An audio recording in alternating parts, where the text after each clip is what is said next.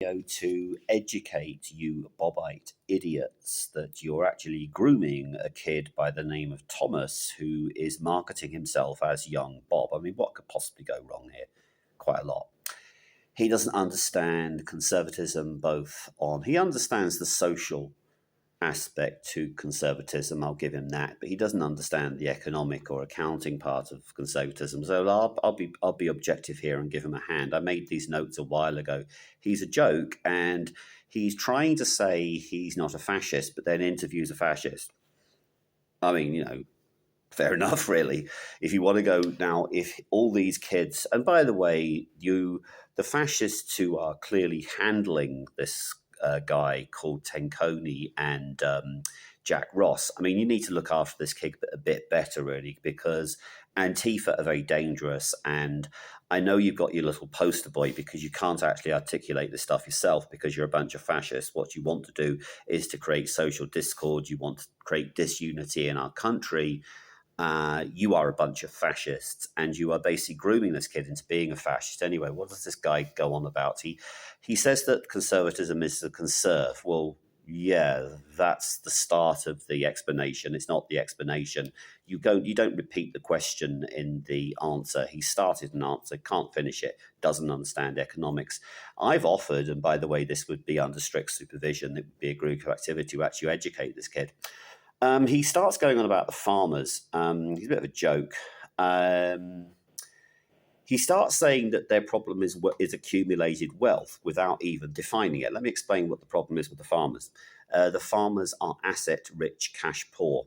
What he's saying, and he's trying to explain, is that the balance sheet of your average farmer is very healthy. In fact, it's extremely healthy because they own land literally worth millions and millions and millions. And then he says, well, it's only generating an income of about £30,000 a year.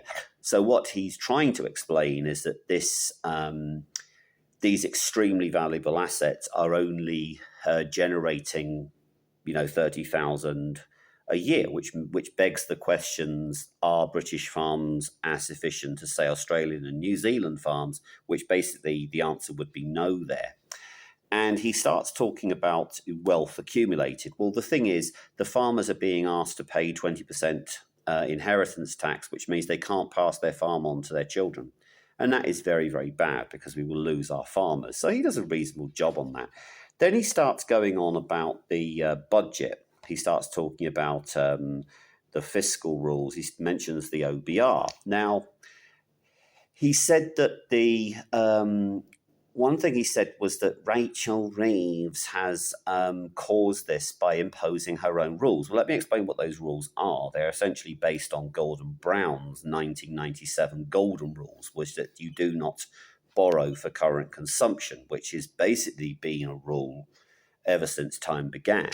So that's her rules. And what they then do is they say that the borrowing is to basically buy wind farms and for capital expenditure. Again, this young Bob could not tell you that. So there's a reasonable job there. The fact is that the farmers are being thrown under the bus because of this situation. What else have I got here? Then at 18 minutes in, he starts basically knocking Antifa. Well, that's quite correct. Agree with you.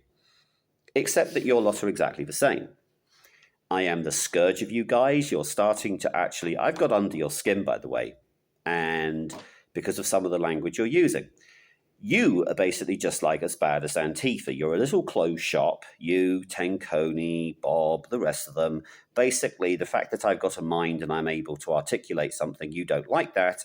I also mention the fact that your tactics are completely wrong. Your aims are fair enough. I mean, I understand the problem of radical Islamists, except for the fact that I know that a sizable percentage of Muslims don't want Sharia law. They came here to get away from that kind of thing. So basically, you employ exactly the same tactics as the communists, which makes you fascist. I'll come back to that in a minute. So it's exactly what you do. Then at 1830, this idiot, this plank, this fascist who I've met, who basically, because I think this idiot is in his 20s or something, then I can brand you a fascist because you hang out with Nick Tenconi, he was a fascist. And as if we need any more, he said, Britain is a monoculture. hello, I thought Britain was a country where we welcomed people as long as you would share our values. I mean, candid with Lubna, I know she doesn't like me, but she does actually share our values. You are a fascist, on the other hand. You start saying it's a monoculture. Your fascist leader, Nick Tenconi, has said only Christians should be in government. Well, that excludes you, boyo, because you're not Christian, yeah? Because Christians should be tolerant of people who are non-Christians. Then you get to 23 minutes. Well, the British government cannot stop the boats because of the EHCR. Everybody knows that. Suella Braverman said that. So people who don't trust the Conservatives, there are Conservatives you can trust, like Suella Braverman. And then you start to essentially knock everybody who's not white British, which makes you a fascist. It makes you a completely open target for the left who are going to call you fascist. I mean, for instance, let me tell you some names. Suella Braverman, Rishi Sunak, our wonderful British Hindu and also Indian, British, Muslim community who contribute to our economy. They work hard. They run successful businesses. Just go to Southall. So our Hindu Sikh communities must be absolutely turning their backs when you start mentioning this utter rubbish. Yeah? It is a fact now. Britain is multicultural. It's how we deal with it and make it better. So what we got was a drive of xenophobia, and then you mention your favourite term, sectarian. You accuse me of being a sectarian. Well, I'm sorry. I respect the fact that I respect the rights of a British Hindu to not agree with me. I accept the right of a British Sikh to disagree with me. I expect the right of a British Jew to disagree with me. I even respect the right of a moderate Muslim to disagree with me, as long as all of those people are sure that they do not preach extremism in their establishments. That's how you basically deal with the extremism. You call out the people who are bad in your community. Now, running around going, king, makes you look like a bunch of extremists. It makes you also look like a bunch of tools, by the way. I mean, honestly, if I want to actually have a good laugh, even though it's not funny, I love a bit of king. Is that what you're going to have tomorrow? So basically, you start saying that you've got sectarianism. That's exactly what you're encouraging. Now, the fact of the matter is the vast majority of the British public do not want sectarianism. They do not want people who want to impose their religious views on other people. So that's why most people in Britain don't want radical Islam. And people don't want idiots like you running around going, Christ is king, Christ is king. You know, there's no such thing as a Christian nation. So then by 2333, we get into replacement theory. Now, that basically is a Jack Scheissenhausen theory that somehow this is a plot of the government to replace the population. Let me explain something absolutely clearly. We have a situation where, sorry, I'm about to be disturbed. Let's have a pause. Anyway, sorry about the interruption. Someone actually, you can't make this up, asked me to print off a picture of Charlie Kirk. I don't know what's going on. But anyway, this xenophobia at 2333 is serious. He's calling people sectarian. Well, he calls me a sectarian. Yet, I mean, I celebrate the fact that if it wasn't especially for Hindus and Jews, we wouldn't even have an economy. I mean, the innovation that comes out of our trading links with India and also our trading relationship with Israel are phenomenal. So basically, this idiot who can't actually string a sentence together, when I asked him what his economic policy was in the pub, you see, this young Bob has accused me of stalking him just because I was invited to the same pub as him. You can't actually make this up. And I was invited, I was with Louis Errington and Roy. Now, even Roy can see what I'm getting at, is that the fact if you start alienating your potential supporters, then you really are a tool. And I don't think Roy is a tool at all. I think Roy is a good guy. But this young Bob is a tool. He's accusing me of basically, just because I was in the pub, and then I went up to these guys and said, well, what is your economic policy? Do you know what they said?